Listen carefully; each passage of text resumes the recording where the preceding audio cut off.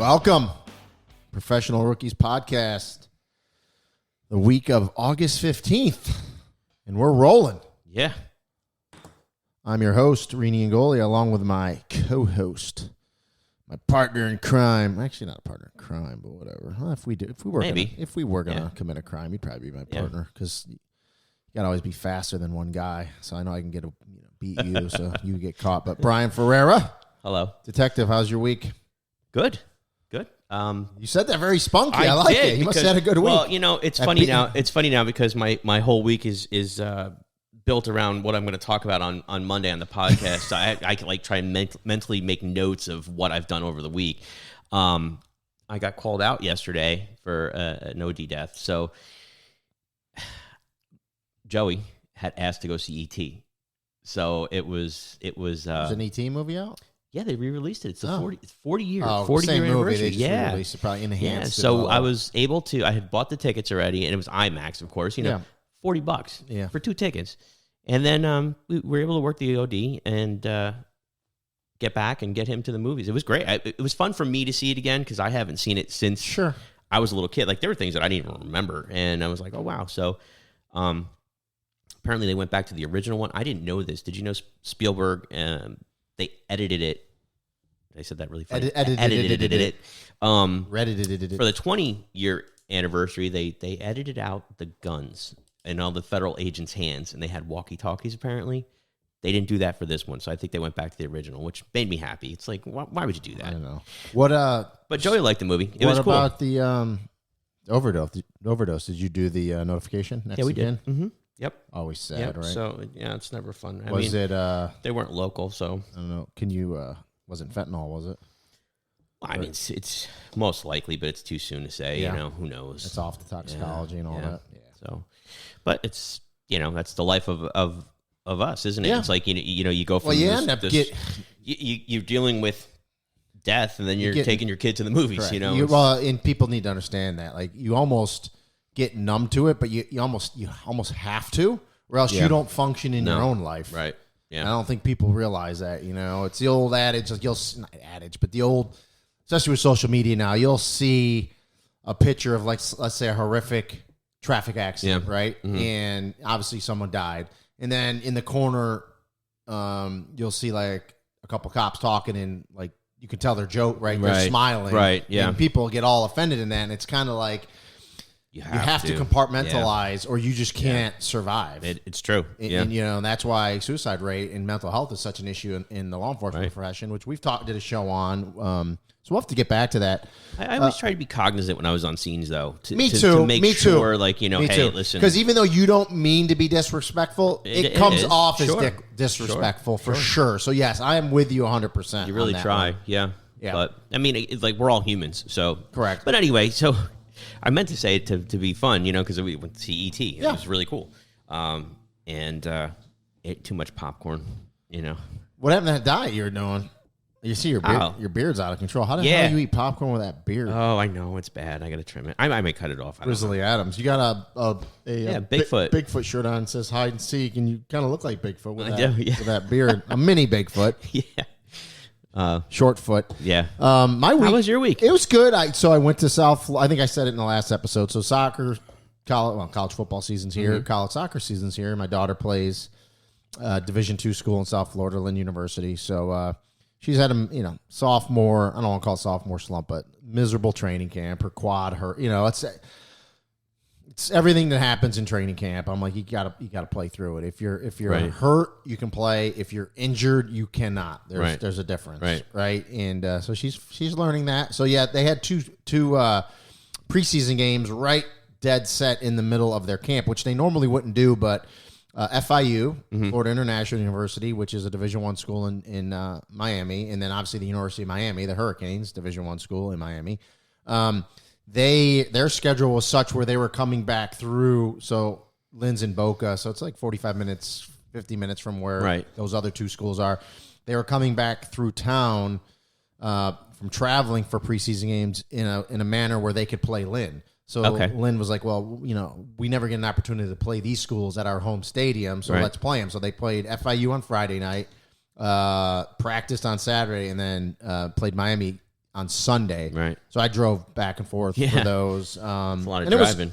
It was good. Yeah. Yes, FIU and Miami won both those games. But I will say this. It's preseason. A lot of sloppiness. And Anina Sanko was an All-American. She led the country in goals last year in Division II for Lynn. She's out with she's got an injury as well, but she'll be back. So yeah, just a lot of pieces, and even with women's college soccer, like a ton of people from the transfer portal, grad transfers, regular transfer. You're dealing with it all the time. I mean, it's a roster of women's soccer. It's a roster of like 33 they have, so it's always an uphill battle. So.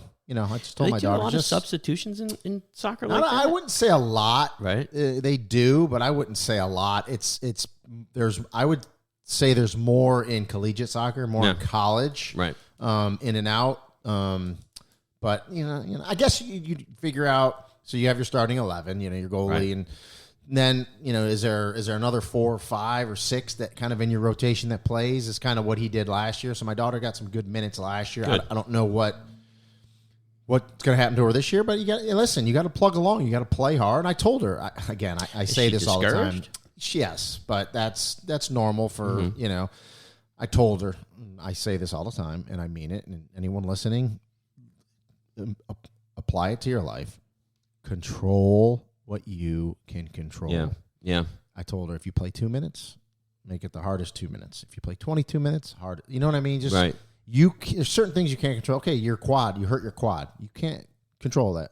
Although you can to a sense if your ass is ready to play when you get to camp. That's another situation, another story.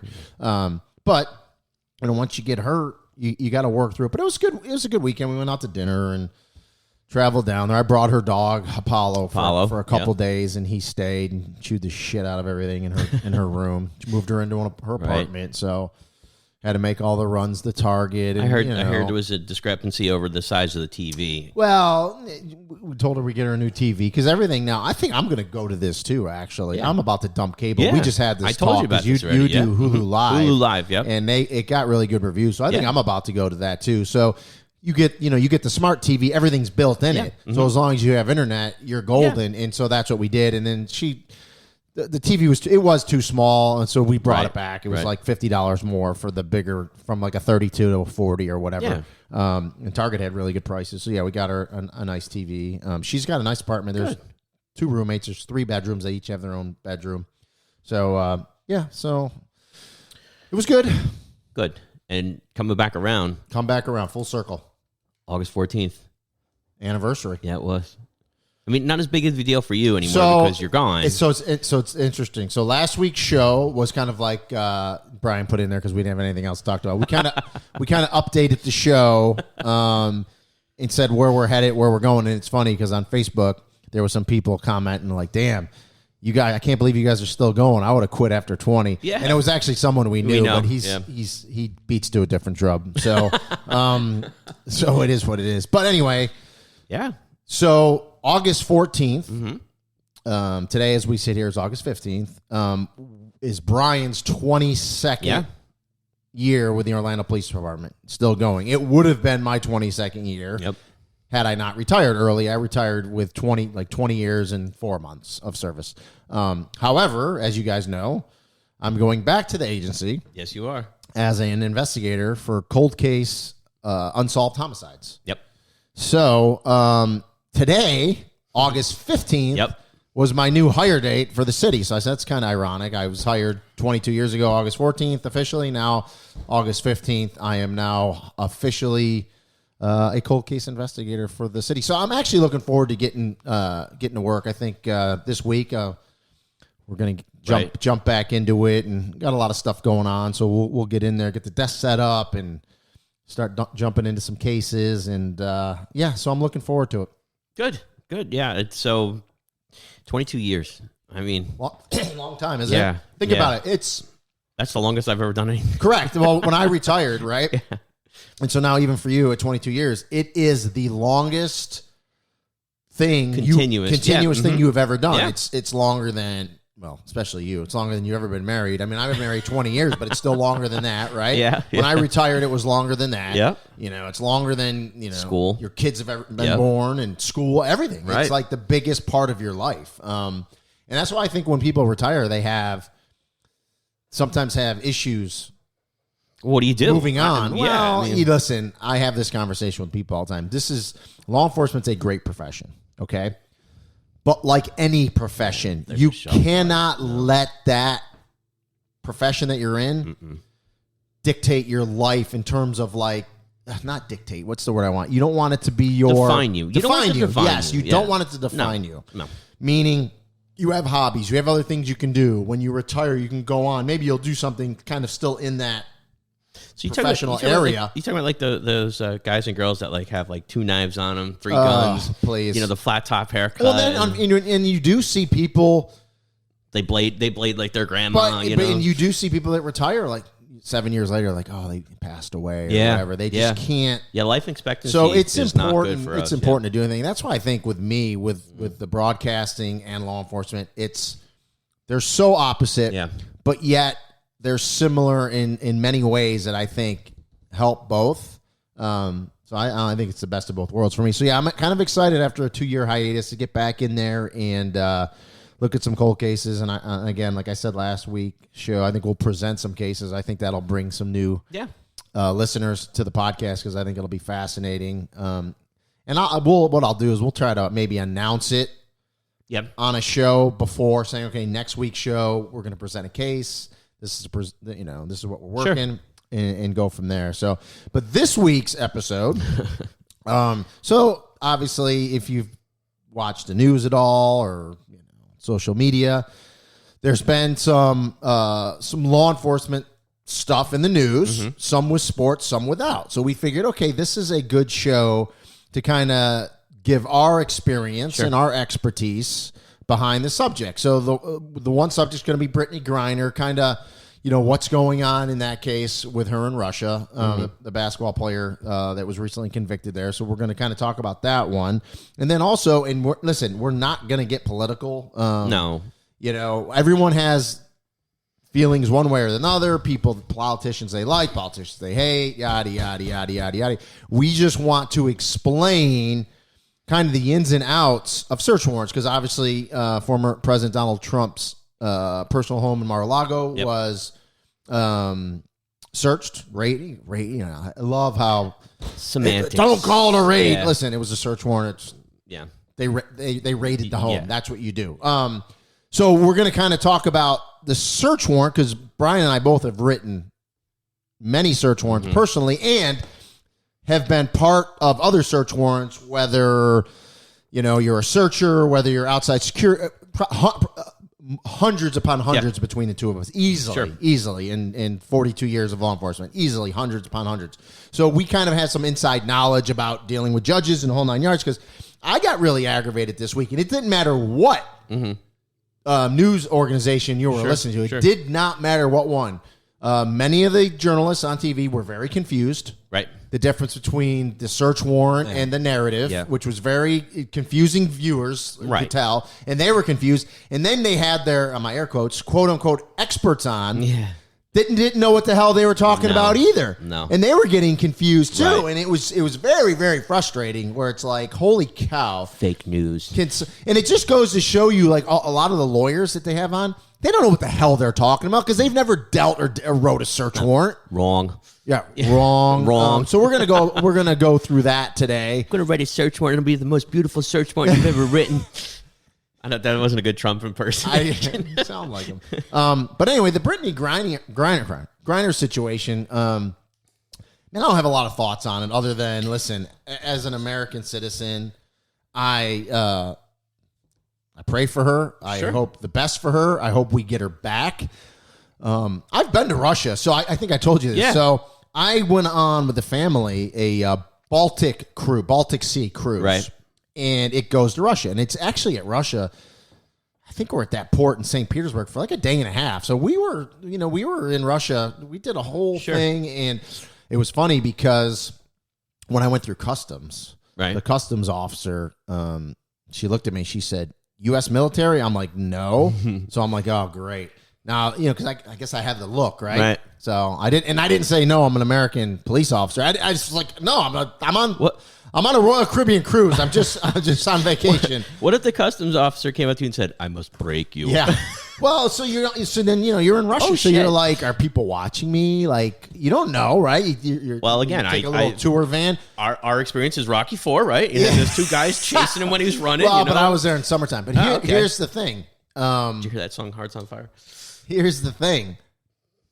When you're in another country, you are at their mercy in terms of their law. Like that vacation we were in, Sweden. Right. In Finland, like we went to a bunch of different places, and I've been to vacation in Australia and Africa and Zimbabwe. You are at their whim, like you're at their mercy in terms of do not break the law. I feel like she didn't, and again, she's she didn't do anything bad situation. She didn't do anything egregious. I just want to say I feel like she didn't do her homework. One show, Locked Up Abroad. Just watch it. Just watch it once and see. You're like, holy crap! Do you ever see some of these? Like, you do not want to play, especially with a government like Russia, right? Why are you going to play with them?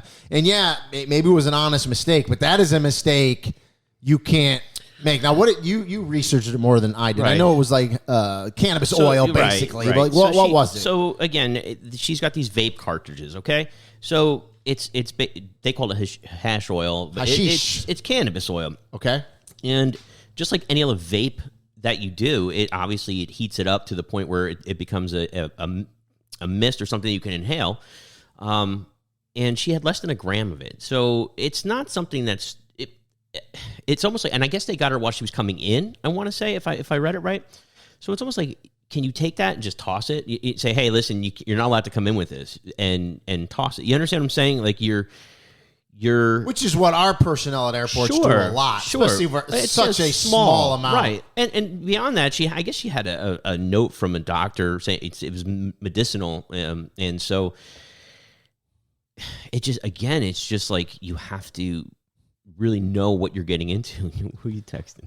Oh, well, because I tweeted out today that I officially am back with OPD, so now my phone's blowing up, so people are seeing it on social media. But anyway, so yeah, I just think that they extended her detention. Her detention started in February. They extended her detention and continued. Go ahead. I can, Brian. I can multitask just because you can't. Go ahead. Why are you laughing at me?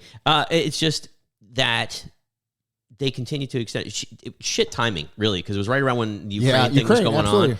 And it's like, well, they were looking for any little thing they can find. They got her. And look at what they're trying to do. Which is even more reason why someone like her and the people around her have to be cognizant of what is going on. Sure. And it's a mistake you want to make. Now, at the end of the day, like we can say here in America, there's a lot of states where it's legal or it might just be a ticket. Right. Or, you're in an airport and, hey, we're throwing this cartridge out. It's going in this trash container. But it's Russia, and that's because I've heard I would like your take on it. I heard that the prosecution is like unjust. From what I heard, it's not that it's unjust. It's just they are very harsh over there. Now her sentence doesn't fit the that's crime. A different that of course that's unjust. I mean that goes without saying. There's no doubt about that. But the the fact that she was convicted in that court. Now you could say she didn't get a fair trial. Yeah. It's Russia. Yeah, there's no such thing. Yeah. Right? Yeah. That's why, folks, when it comes down to it, I've said it, this is the United States of America is the greatest country in the world. Do we have flaws? Of course we do. Do we try to work through those flaws and make things better? Of course we do. But this may open people's eyes to some other places. Again, and yes, it's political. They're going to make it a political issue. Of course they are. But we live in a society where it's nobody pays attention to anything outside of the country, so they don't know, and they're trying to ascribe the judicial system here onto Russia and not understand. She was unlawfully detained. No, I mean she was coming in the country. Her bags were searched. There's no unlawful detention there. The fact of the matter is, again, it's what happened, what they did with it. Sure, she's a barganing chip. You saw what they're trying to get this guy. I mean, look up the name. They're trying to trade her out for this guy, a killer, right? Not even just a killer. He's like they call him the angel of death or whatever. Yeah, wasn't he an arms dealer? Yeah. So let me see if I can find it. And my prediction is this swap, if you will happen. I think it's going to happen down the road. Well, it's like, what do you do? Let's see. Where's this guy's name? Common spelling when you come to it, of course. Keep talking. I want to see if I can find it here. Well, Victor Bout. He served 10 years of a 25-year federal prison sentence in the United States. He was convicted, I guess, of some kind of... Well, he's definitely an arms dealer. I remember... it was something like they wanted to... he was plotting to kill American citizens or something like that. They called him a merchant of death and a sanctions buster.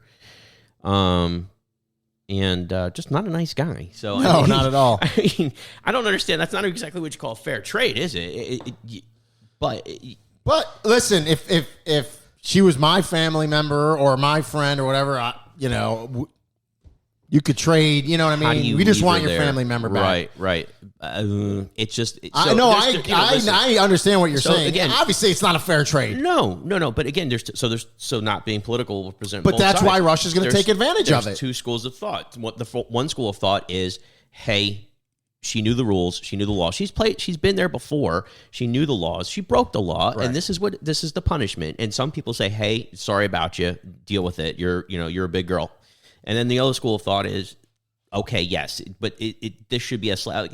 I'd be curious, and I couldn't find anything on it, but I'd be curious to see what a Russian citizen or a Russian person would get if they got caught with that. I think someone, I want to say I read something on that. It's way less than 9.5 years. Right. Way less. Right. I mean, obviously the sentence is unjust. Sure. There's no doubt about it. So that's the second and school that's of why thought. I think ultimately the swap's going to get done. I don't know when, but right now, I mean, again, tensions aren't great between the two countries. So, well, no. Have you ever seen? Like, I watched a documentary on Russian prisons.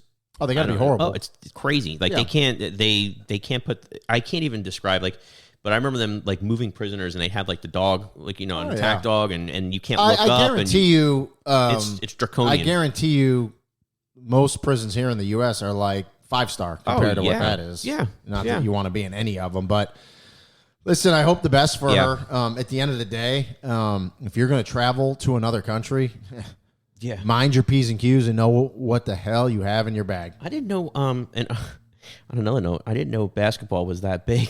So, in Russia. So you know what? You brought up a good point. So there was, there's some people out there that they're like, well, it's America's fault because the women don't get paid enough here and they have to go to Europe.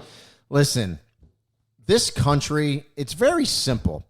If you're a production company or a news channel or a sports channel or whatever, you're in the business of putting entertainment on TV. Right. Entertainment, okay? Right.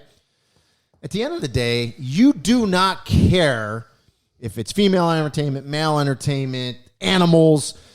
You're going to put on TV what people watch. Yeah. And you're going to pay accordingly based on advertisers and, how the whole system works, right? Sure. Same thing with selling tickets to an event, right? That's how so the market is what the market is, okay? Yeah. And so, unfortunately, for a lot of these great women athletes, they have to go to Europe because the market's better for them over there. Yeah. Now, I don't know why. I don't know why. Well, I think the market's getting better here in America. Right. I just think that there's so much competition here. Sure. With other stuff, college football, pro football. I mean, it's the sports market in America is saturated. I mean, you get everything, right? And there's some like the NFL. I mean, you've got some that are just the lion's share of it. So I just don't think, to this point, it's been to where it can be. And I think it's getting better, but I think in like places like Russia and other European countries, there's a bigger calling for it. So they pay the athletes much better there, and they go there. Yeah, I did not know that. And I guess there was a break in the season here, so she went over there. Yeah. And you'll see that a lot in women's basketball. You see it a lot. You'll see it in soccer as well. What do you? Yeah, you go to Russia and you see women's basketball. I guess, But I would like to go to Russia one day. I think it fascinates me, and I don't think I've said it on the podcast, but I'm sure I've said it to you.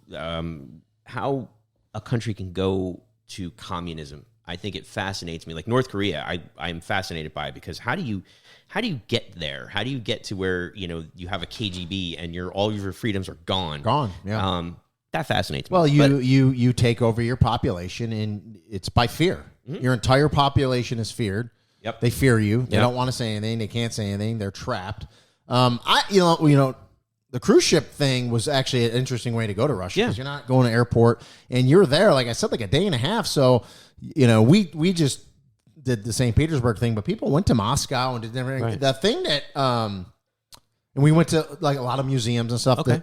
The thing that struck me, and I guess that's just me being naive. And I've traveled a good amount is, how westernized it was. Like everywhere I've been, super westernized. I mean, it's freaking Did they have a McDonald's? Sure, of course they do. It's just, that's why I liked when I went to Africa. We went to a couple different countries in South Africa. So South Africa was very westernized, but like, you go to like a country like Zimbabwe, which I don't even think it's called Zimbabwe anymore. I think it's because the whole government changed it? The whole government is collapsed. Yeah, I think it's something else now. Jeez. The whole government was collapsed, but I thought that was I loved it. It was, the favorite part of my vacation. We went over there. Well, yeah, because it's just so different. I mean, it's just so Swaziland different. was another country. I don't know if that's called that anymore. No, it's still. I mean, okay, Zimbabwe still Zimbabwe. Yeah, I think maybe the other one, Swaziland, is something else. I don't know. Yeah, but anyway, so that's the one topic. What's your prediction for her before we move on? It's tough. She's already been. How long has she been in prison now? Well, I mean, since February. So she got sentenced to 9.5 years. The max was 10. So she's been in jail. Basically, been. I mean, she didn't even fight it. She pled guilty. 7 months. Right. So yeah, she pled guilty. I think they're going to make her stay a little longer, and the swap's going to happen.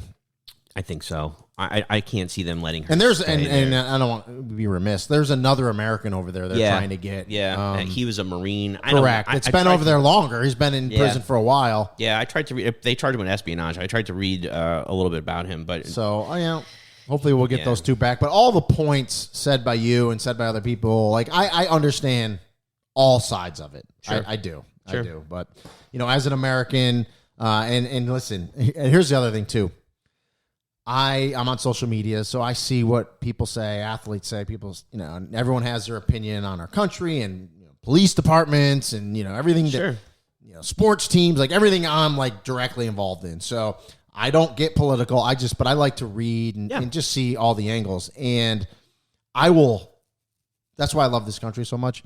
I will fight to the day I die with my last breath to allow you to say whatever you want. And absolutely. I don't have to agree with what you say, but I agree with the fact that you should be able to say it. Yep. And so I might not agree with you, but go ahead. This is why this country's so great. And in that same token, if you say something I don't agree with, doesn't mean I don't love you as an American.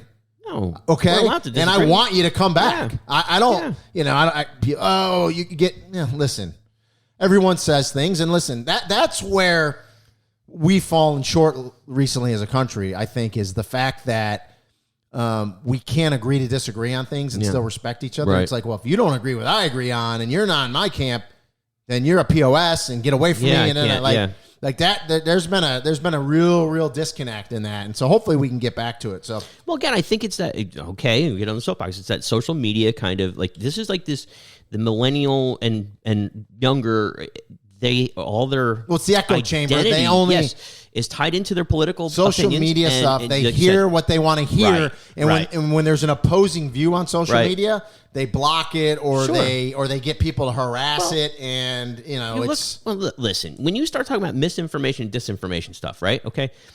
They're basically telling us, the government usually is talking about misinformation, disinformation. They're basically telling us that we're not smart enough for ourselves to figure out the truth. Yeah. It's all out there. And this is the wrong country to do that with. But again, it smacks of totalitarianism when you try and control the information. Especially when there's very educated people getting censored off certain forums. Right. And then you have, articles written, it's like, listen, we're smart enough as Americans to figure out what the hell we need to do with our lives, and we can hear varying opinions. Sure. Okay. We can listen to someone disagree with Dr. Fauci and listen to something Dr. Fauci says and make informed decisions on our own. Sure. Drives me nuts. Yeah. Well, yeah. It's you're not smart enough to make up your own mind, and more information is always better than less. When you control that flow of information, it's scary. They can tell you whatever. And well, hopefully the pendulum will swing back a little bit. Let us make our own decisions, I guess is what it is. And go from there. Good segue. Speaking of decisions, former President Donald Trump's home was... Apparently he made a decision. Was searched by the FBI. So... when I brought this up to you, for anybody who's listening, we usually have these conversations. Usually it's Sunday night. It's like, hey, what do you want to talk about tomorrow? And this was an good one. Reference to search warrant. In the news, and I know, like, I like to read the news. I'm following this, and I noticed, like you had talked about already. I noticed that there's not a good amount of, how can I say it, of information coming out. Like when they talked about unsealing the warrant. Okay, correct. So that's why I thought we should explain it a little bit. And again, go ahead. Give the tutorial. We're not going to get political, right? But this is a good example because when people are watching the news, I'm going to try and give you an example. When people are watching the news and they're saying, hey, they unsealed the warrant, and then they show you the search warrant, and it's just the search warrant itself. People don't understand. Okay, so... Because here's the other thing. Yeah, go ahead. We leave a copy of the search warrant there. Right. And so people were saying that on the news. Oh, they could just show it. It's the warrant. It's not the affidavit. So go ahead and kind of walk everybody through a search warrant, and then I'll interject here and there. And again, we're talking at a local level. This is federal level, but I think it's very similar. The Constitution, right. It's Fourth Amendment, very, very, very, very similar. Right. Like for instance, if I have a search warrant here in the 9th Judicial District, right, which is Orange County, and Circuit, which is Orange Osceola. Right. Okay, our warrant might look a little different than someone that writes the same process though a warrant in Miami, but it's the same process. Someone that writes in New York, very, very similar. But anyway, go ahead. So basically, you have an affidavit, and that affidavit outlines what you have established as probable cause to believe whatever you're looking for is going to be where you want to search, but also it has to be evidence of the crime that you're investigating too. You can't just say, hey, I think, a lot of people are talking about this search warrant at Trump's place as a little sneaky peek to see if there's any documents for January 6th. Again, let's not get political, but that's that theory out there. Sure. So you have to articulate to a judge that you have probable cause, again, to believe that the evidence of the crime is there. Now, I think that's interesting to say because we don't write search warrants for civil matters. We don't write search warrants for anything like that. It's criminal in nature. Correct. And that's why there was 2 criminal statutes. Right. So, everybody that's sitting there looking at this, he is being investigated criminally. Absolutely. I mean, there's no ifs, ands, or buts about this that. One of them, civil. from what I understand, is the Espionage Act. Okay. So we have not yet, nobody has yet seen the affidavit for the search warrant. And you're never going to see it, but that's just my take. I think at some point it should become public record. I think it has to become unsealed and public record if they charge him. Sure, because, it'll be discovery. He'll correct, so it'll come out then. I think the reason why they sealed it, though, now I'm sure you know this too, obviously there may be case-specific information in there that they're holding on to. Yeah. CIs is one, right. And confidential informants. They did say there were some CIs inside Mar-a-Lago, or they call them sources. Who knows? Yeah, it's an informant. I get lost in the search. I don't know, again, if I'm wrong, correct me.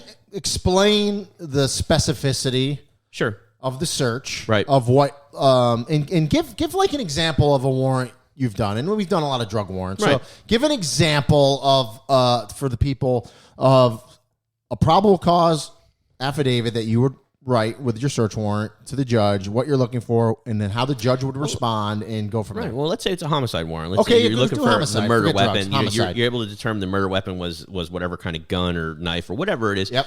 And you have probable cause to believe it's in this house. Okay. What that search warrant does is gives you the authority to go in and search this person's home. You're allowed to look anywhere that the gun could be. Okay. So that means, if you're looking for boxes of documents, those are pretty big. You shouldn't be looking at dresser drawers and stuff like that because, now if you're just looking for just documents, you might be able to look in there. You understand what I'm saying? So it depends on how they have worded that. Now, with this present example we're talking about, if here's something that a lot of people, I think, if you find the gun And that's what's listed. So in the search warrant itself too, you list what you're looking for. List what you're looking for. It's called a two-wit, and you're listing what you're looking for in that affidavit. So if I say I'm looking for a 9mm Smith & Wesson handgun, and I find that 9mm Smith & Wesson handgun, I'm done. Yeah.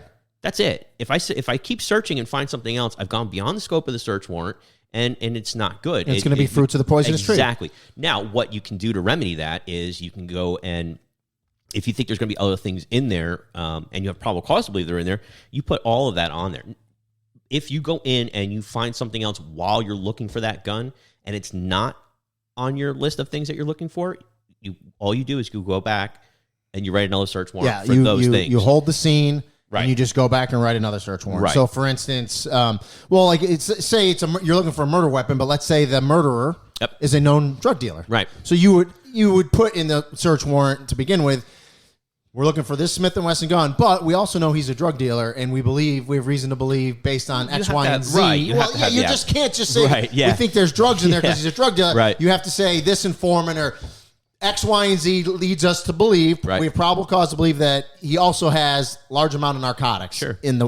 So you have to write that stuff in. Here's the other thing. Yeah, go ahead. You heard a lot about this, and this is a term that's known in law enforcement, and I'll explain to you my version of it, and Brian's version, the same thing. But you heard him talk about judge shopping. So I didn't even hear. Did they talk about that? Oh, really? Yeah, so let me explain here what happens is. So if Brian needs to write a warrant for homicide or a drug warrant, if I'm writing a search warrant because a guy has committed multiple armed robberies, and I know there's evidence of those crimes, whatever the search warrant is. The way our circuit works is every week there's an on-call judge. Mm-hmm. Okay, usually a circuit court judge, but it doesn't necessarily have to be a circuit. Sometimes it can be other ones, but circuit court judges, they take turns 1 week a year. Yep. So no matter when that warrant needs to be signed, in that week, you go to that judge. Yep. So you're not shopping, you're going to that judge. Now, what does judge shopping mean? Let's be realistic. Mm-hmm. People know, oh man, Judge Smith, let me give a generic name. Judge Smith's the on-call judge this week. Right. Okay. He's strict, man. This guy's super strict. He signed a warrant for me before, and I had to add all this stuff, and I don't know if he'll sign this warrant. Well, then, if Judge, give me another, Young. Right. Judge Young's a little more lenient when it comes to search warrants, and I'm not saying anything is untoward. I'm not saying no one's breaking the law, but different judges are different. I bet if we call Judge Young, they'll sign this really easy. I mean, we're not going to have a problem. And they call Judge Young. Mm-hmm. That's called judge shopping. So that was they were talking about this for correct. The Trump case? I didn't hear that. Yes, okay. Because it was first of all, it wasn't a circuit court judge. It was a magistrate. It was a magistrate. Yeah. Okay. Which again is federal. It's different. Yeah. Correct. It's, so there was no on-call judge. They didn't go to a circuit court judge. They didn't go to a federal judge, which you would think. I don't former know. president of the United States. I don't know. I'm just saying. I'm just throwing it out there. So they went to this magistrate, and so there was a lot of thought that, and he had some negative Trump stuff on social media, which I don't know, apparently everybody I would like to listen. I would like to think the best of everybody and say, hey, even if he had some negative Trump stuff on there, you would hope that he could uncouple himself from that and read the warrant. And basically, they talk about the four corners of the warrant. Is the probable cause within the four corners of the warrant or not? And you would hope that this judge or this magistrate would look at it and say, yeah, it's there, or no, it's not. I've had judges tell you, I think you need more. Or you have judges say, okay, I think it's there, but what you're searching for, it's narrow into this area, not wide-ranging scope, which apparently sweeping was given. So the other thing I heard an expert say, because everyone was talking about apparently they searched Melania Trump's wardrobe. I heard that. Yeah, I did hear that. Yeah. So there was a quote-unquote expert on and said, well, I've found tons of stuff in this spouse's wardrobe. Okay, yes, I have searched wardrobes before, so have you. Generally, this is just my experience, right? Generally, if it's a drug warrant, because we do a lot of drug warrants, unfortunately, drug dealers are known to hide money, and drugs all over in shirt pockets and pant pockets, shoe boxes, but hanging up in a wardrobe. Yeah. So I get that. Right. I've never. I've never heard of a document. No. Not saying it couldn't. Right. But I'm just saying. So that's what I'm trying to explain here. So there's a scope of things where judges will say, no, you can't. You can't search there. You have to search. We know there's documents here, and here. This is where you got to search. You're not going over there. Well, I guess so. That's what we're talking about. A judge that'll narrow in, and some judges are more lenient. Well, yeah, you'll have the whole kit and caboodle. Okay, so talking about the search, what I'm curious about is you can almost like compare this search warrant to maybe like an economic eco-crimes search warrant. Okay, did you ever go on? Sure, it's documents. Okay, so remember Mike and Hillary, right? Yes. Did you ever go on any of their search warrants? Right. Okay. Yes. They're seizing all kinds of stuff because and electronics right, too. Right. Yeah. What's in there and everything. So in this case, I see it as something like that because you have boxes of documents, and to me, I don't know. Like, do you sit there on premises and search for the documents that you're looking for, or do you remove them and take them? So they were very. If you really paid attention to the nuance of information that was given out, they said they were there. I don't know, 9 hours. Okay, they also and there's 30 of them. They also said they didn't open up anything. So their rationale is going to be, well, no, we just took all the boxes. We're going to look at them back at another place. We're not going to look, because I see what you're saying. You're saying, hey, you're in there. You have a warrant. There's lawyers. Open the boxes and look for what you're looking for. Yeah, because inevitably, by not doing that, you're going to run into attorney-client privilege issues. Well, they said that's what they're You're going to run into executive privileges issues. Sure. So it's just, you open a can of worms that is nuts. Exactly. But, again, like you said, if you're serving a search warrant and really the premise is, okay, this is what we're looking for, but we're also looking to see if there's any other evidence to any other crimes, right? Right. You're going to take everything. Right. So I would hope, though, they would at least open the boxes and look inside. Apparently they didn't. See, that's the problem. I don't understand how you can just walk in like... Here's the other thing, because like we do, and correct me if I'm wrong, when we find evidence, it doesn't matter what the evidence is. The gun, drugs, a lady's got robbed in one of my cases, and there's her cell phone. Inside, her purse is right there. Everything gets documented exactly where you found it. Right. Photographed and written down. Bedroom 3. Yep. Behind the bed, and it gets photographed, documented. We know what we took exactly. Right. I'm assuming this evidence receipt, because an evidence receipt gets left. Evidence receipt. It wasn't that. It's just going to say, and I'm just making a number up. It's just going to say 21 boxes. Yeah, it says something like that. Yeah. 21 boxes of documents. Yeah. And I don't even know how they can say. I mean, I guess that's why the affidavit is important. I don't know even how they could say 21 boxes of top secret, less than top secret. Without opening the boxes, I don't understand. I don't know how they know unless the boxes are marked. I don't know. But I guess maybe they are. I guess but do you, so do you show intent? I mean, like, do you understand what I'm saying? Like, well, there's a back and forth between whether there's... The intent, who packed the box. I mean, there's so much that goes into...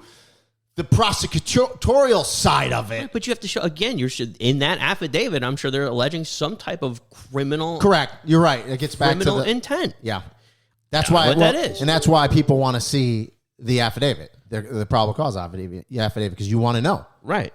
But it's fascinating. You look, they've asked for independent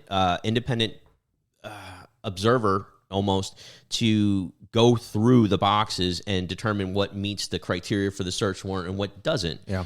And I heard, they're balking they said at that. No. Yeah. Right. Well, that's really what should happen. Of course. I don't know how that works, but I don't either. But it would make sense. It would. So kind of that's where we're at with that. Some people are adamant that this is the worst thing that's ever happened in the history of the country, and some people think it's the greatest thing that ever happened in this country. It's a very divided country. You guys make up your own minds. Correct. We're just trying to explain how warrants work And what you're not seeing, like the news is not going to, like, I'm surprised that the news has not come out and explain that. Like, hey, this is the affidavit. The other thing was, too, I don't remember this for us, so you can help my brain out. Apparently, they had like a 2-week span to serve this warrant. Is that normal? 10 days. You have 10 days to serve the warrant, right? Yeah, so that is normal. I didn't think that was anything unusual about that. So basically what happens is, just for everybody out there, what happens is you're given 10 days, which makes sense because if you can't sit and hold on to this warrant for 3 months, it's called the warrant spoils after a certain amount of time.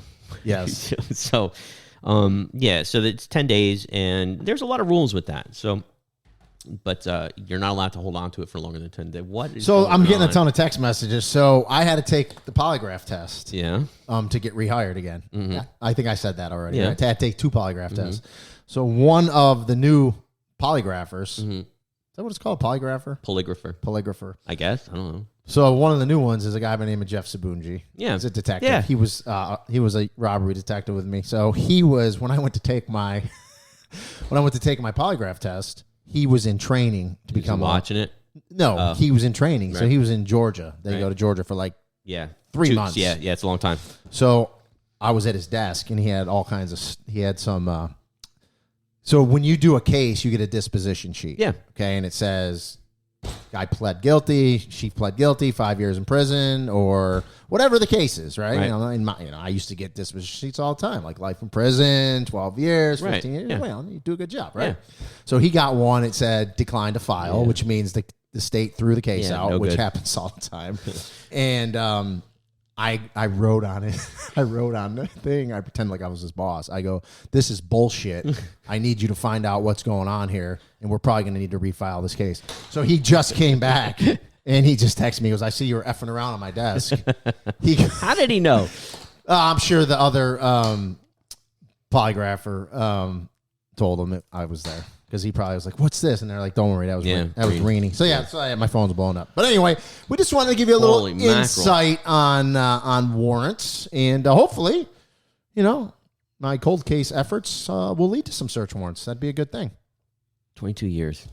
22 years you've been going. So I think I can say 5 years, 364 days, I think it is now. So.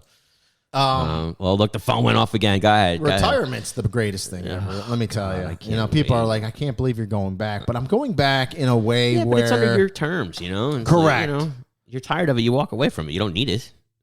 Correct, but I'm a competitive person. Like I really want to, try to get in there and solve a case. They're not easy to solve. There's a plethora of them, unfortunately, and we don't at OPD. And we talked about this. We don't have a unit team per se. Mike Fields is the one guy. I'm going to come in and assist him the best I can. We have a volunteer, Ron D'Amico, that helps out. So we'll see. But I'm excited to get back there. But hopefully we answered a few of your questions today that maybe you were wondering. You're like, oh, that makes sense. Yeah. So. Yeah. You want to give us some 5-star ratings? We appreciate it. Give us 5. If you don't give us 4, screw off. If you're going to give us 4, only 5. I'm messing with you. I'm on my way to Charlotte for the ESPN college football seminar, so I'll give you a report on that. I'll get my. Is that the thing that used to do it in Connecticut? Correct. Well, they change it around. Sometimes they do it in Charlotte too, because that's where SEC Network's headquartered, and then gonna rub some a lot elbows. of ACC. You want me to get a picture with Kirk Herbstreit? Yeah, will you? Huh? Say this is for my little buddy Lou Holtz. Brian. I told you Lou Holtz doesn't work with us anymore. Who's that other guy? The dude. I got a Lou Holtz story. What? So when I started broadcasting in 2009, I worked for the UMass Sports Network. Right. You knew that. So that was episode 3. Go or back 4. I don't know. So Delta used to have a direct flight from Orlando to Bradley International Airport, which is Hartford. Okay. It's actually Windsor Locks, but whatever. So Lou Holtz lives in Orlando, Lake Nona. I didn't know that. Yeah. Well, he did for years. I don't know if he's still there. He probably is. And at the time, he did the highlight show with Reese Davis and Mark. I think it was Mark Jones at night. And so he would, Sunday morning, the first flight out was 6:30 a.m. from Hartford back to Orlando, and he was always on that flight. And they would let him, the flight attendants would put him on the plane first before they even called anything. Right. And then so whenever you got on, he had like a jacket over his head in first class, just sleeping. And I don't blame him. One, he probably was really tired because sometimes that highlight show went to like 2 a.m. And then 2, he didn't want to be bothered. So there you go. Did you see him on the plane? So I ran in all the time. I never bothered him. I ran into him a few years later, and I told him that. He goes, "Oh, you should have stopped me and talked to me." And so, good guy. So who are you? Who are you? Who are you? But in all seriousness, Rainey and Golia, we are right, wrong, good, bad, or indifferent. Oh boy, this podcast will press on, and we're going a year straight for sure to see. And again, I think the cold case thing, I think the start of college football season is going to up the ante a little bit. So, but in all seriousness, if you like what you're listening to, give us those reviews. They help us out a lot. And we'll be back next week. Force your family members to We'll be back like we do. Yeah. We'll be back next week with another great show of professional rookies. Have a good week, everybody.